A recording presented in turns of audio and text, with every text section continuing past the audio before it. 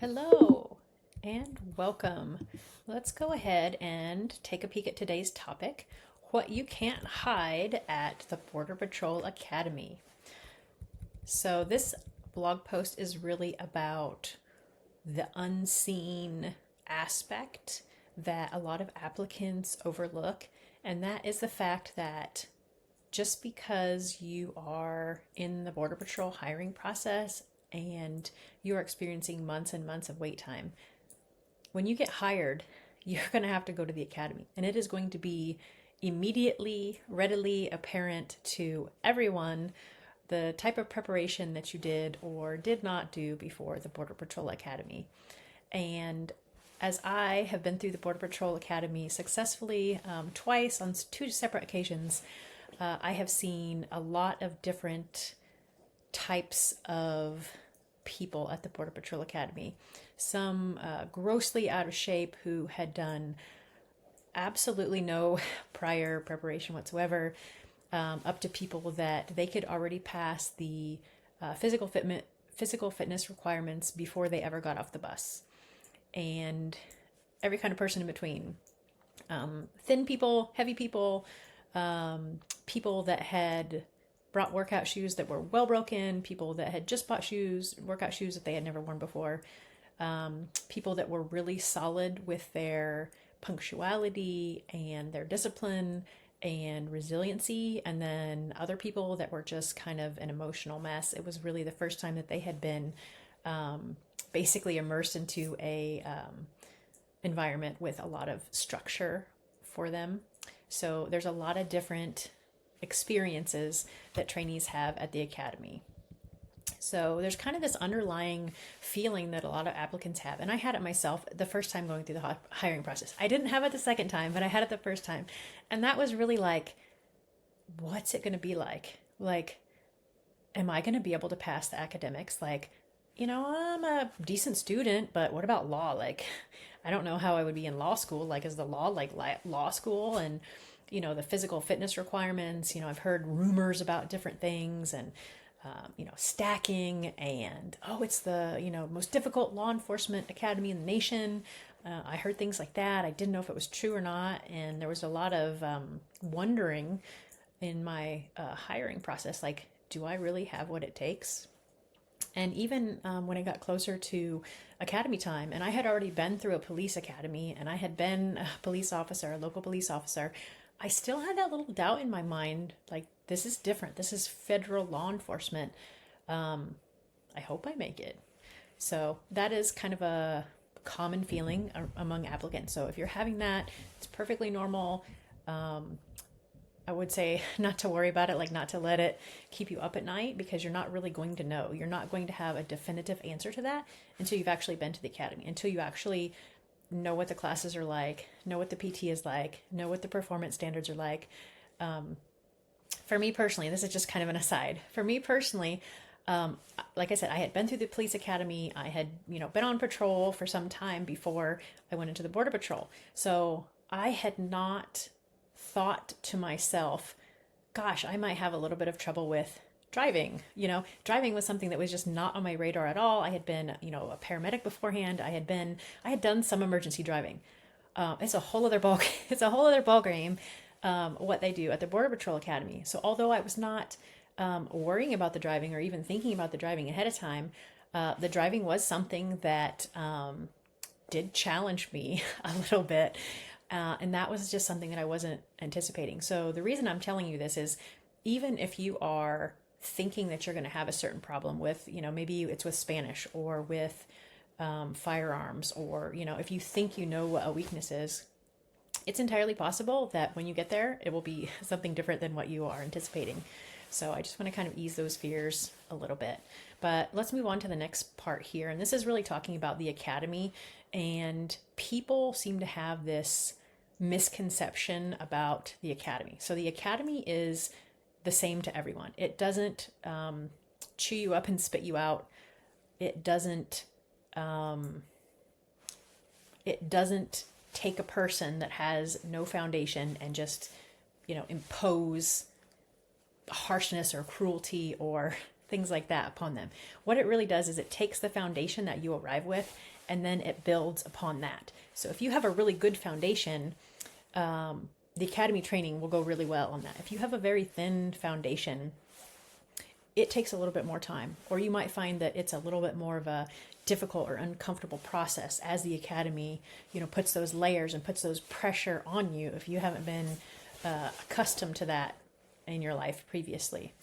A funny story, when I was in boot camp many years ago, they used to paint stripes on people that were more potentially going to fall out of a run or have a heat situation, people that were overweight. If there was any sort of situation, they would paint these stripes on you. So that way everybody knew, hey, Joe Schmo over here needs a little bit of extra attention. But the Border Patrol Academy is not like that. They don't need to mark you to expose your weaknesses. It's readily apparent when you show up. If you're in the good mental state, if you are, in control of your emotions, if you've been doing the physical work ahead of time, within just a very short period of time, when you're experiencing the stress that they put you under in the beginning, those things rise to the surface. So there's a saying that you don't rise to, the situation, that you sink to the level of your training. And I think that is entirely true, just based on my life experiences, that the work that you put in ahead of time is never wasted. So let's move on to the next part and talking a little bit more about the difference between the Border Patrol Academy and the military. The standards are the same for everyone in the Border Patrol Academy. I know in the military, different branches and things like that have differing standards for men versus women, different standards depending on your age. For example, I know very little about the Air Force. I was never in the Air Force, but with their physical standards, depending on your gender and your age, the older you get, the fewer, push-ups, sit-ups, things like that you have to do. And don't quote me on that. I don't know all the specifics, but I do know that they are different. However, for Border Patrol, it's the same across the board.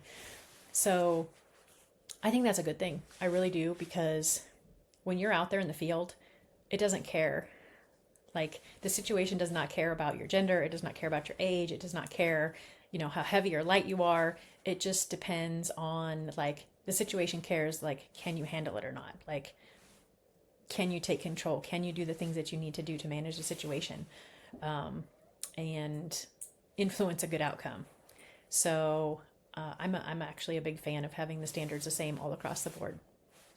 So the reason that I bring these standards up is that although the standards are the same, people's experience of those standards is very different.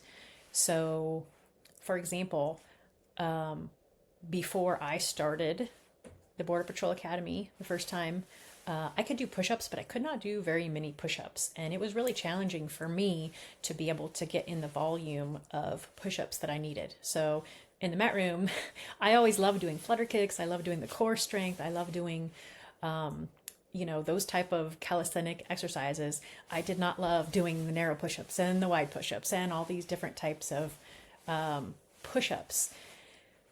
So my experience of the push-ups was very different than, some of the other people that had come in, maybe right out of the military, or that were in really, really good shape, maybe did some sort of fitness programs, like CrossFit, or, were really, really well conditioned. My upper body strength was not as well conditioned at the time. So I had a little bit more challenge in that particular area. Another example of that would be the language. So one of the biggest anxieties I had going into the academy was, holy cow, I am from the Midwest. Spanish is just not something that is easy for me. It is not something I'm comfortable with. And honestly, after I became a police officer, thinking about controlling a situation at night with lots of people alone in a foreign language was anxiety causing, honestly. I began to wonder, how am I going to do this? And so I carried that with me into the academy. Even though the standard was the same across the board for everyone, I had that angst within me. And so I think the thing that I'm really wanting to say is, just because it's the same standard doesn't mean that everybody is having the same experience. But also, you can't control for all the different things that are going to affect you. So it can be helpful to influence the things that you can control. So in hindsight, when I did go back to the academy the second time, because I had left the academy, well, I had finished the academy. I was actually section leader in my class. So I passed the academy successfully, went into Border Patrol, ended up wanting to leave for personal reasons. And then a few years passed and I decided, oh, I miss Border Patrol. I really want to go back. So I went through the academy a second time. However, I had the prior knowledge of what the academy was going to be like the first time. So that told me what I needed to do ahead of time so that I would have a better academy experience the second time. And I did. I had a much better academy experience the second time around. And that was largely due to understanding the mental, emotional, physical demands that were going to be expected of me. And I did show up to the academy with a lot better push-up volume than I did the first time around, because I knew that had been a weakness before. And I got the Duolingo, and I was practicing my Spanish more and just doing the things that I knew would give me the advantage in the academy. So while there are many things that you will not be able to influence, I highly encourage you to influence the things that you can. So if you know that you are a weak runner, or you know that you have a difficult time with languages, there are things that you can do in advance to get you a little bit more prepared for those things. So a lot of people think that the most successful people in the academy are the ones that just, they have the best genetics, or maybe they were high school athletes or something like that. But really, it has nothing to do with any of those things. Like, anybody can be successful at the Border Patrol Academy if they want it badly enough and they start early enough preparing themselves to be able to meet those standards. So that really comes down to a decision. So the most important thing is you deciding that you are going to prepare. And when you become serious about wanting the career and wanting to do the preparation from the career, you will notice that there is an internal shift inside of you. You will start to take actions, maybe that you don't necessarily want to do at the beginning.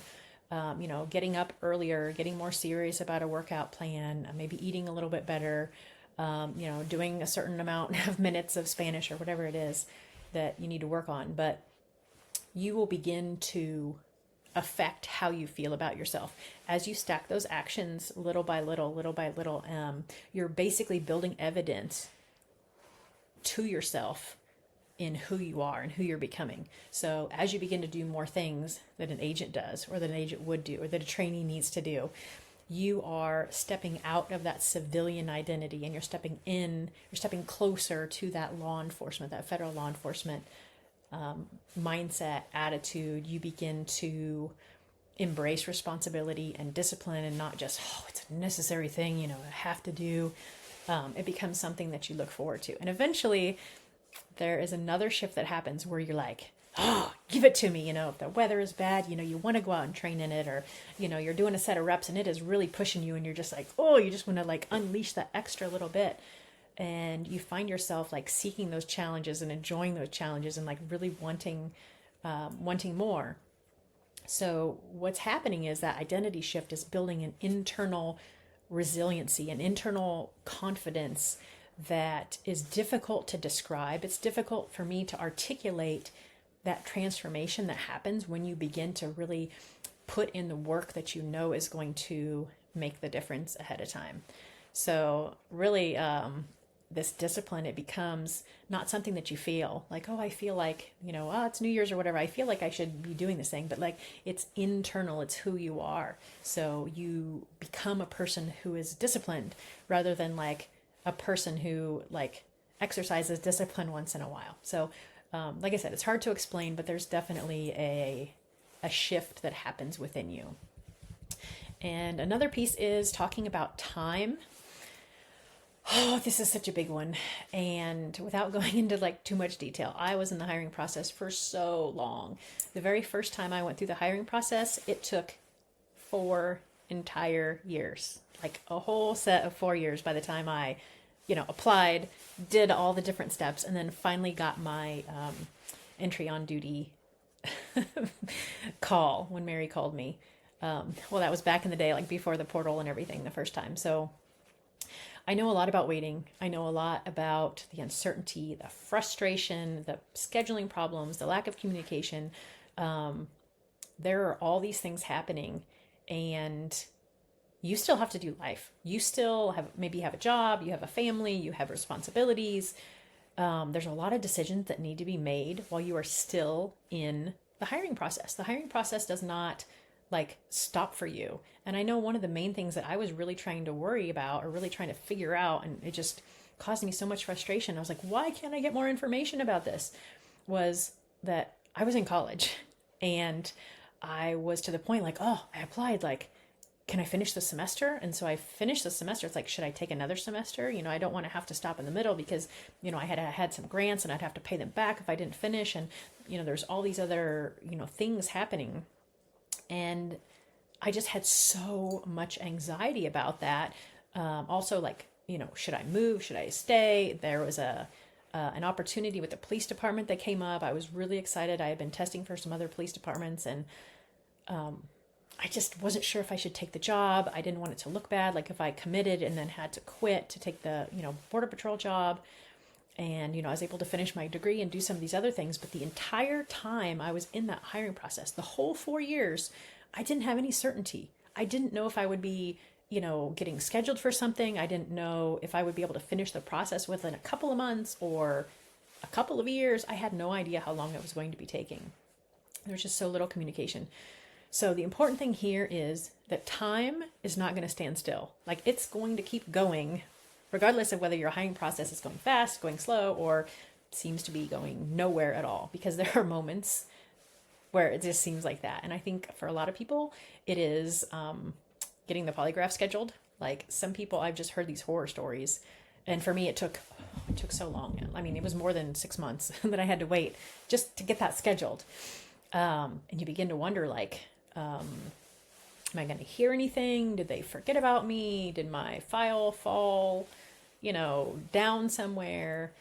But the important thing is to shift your focus away from the negative thinking about the hiring process, to move it away from the uncertainty, to move it away from the frustration, and to really say, okay, this hiring process can be an opportunity. So am I going to use it to my benefit? Am I going to use it to do the things that are going to help me? Or am I just going to be kind of reactively sitting and waiting around? So one of the things that I did was I decided towards the end, I said, you know what? I want to get myself as well prepared for the Border Patrol as I possibly can. I want to do all of the things that are really going to set me up, or that I think would set me up. And one of those things was deciding to take EMT classes. So I had a friend that got hurt really badly in a horse team roping accident. And, he was laying there in a puddle of blood and, face down in the dirt. And we didn't know what to do. And there, she's like, he's not breathing. And then somebody else is like, don't move him. His back might be broken. And in that moment, I had a feeling of, I don't know what to do. And I hated that feeling so much. So I said, you know what, I'm going to take some EMT classes, and it's going to help me with Border Patrol. Maybe if there's a situation that happens down the road, then, if this ever happens again, I will know what to do with a person. Which for those of you, in hindsight, it depends on a lot of factors. But basically, if somebody is not breathing, it doesn't matter if their neck is broken, right? So, it was really a confidence boosting thing for me to take those EMT classes. And I would really, really recommend, if you're considering something like that, maybe it's a Spanish class or, a personal training or gym or whatever it is that you're thinking about maybe doing for yourself to get yourself more prepared for Border Patrol or to stack credentials in your favor.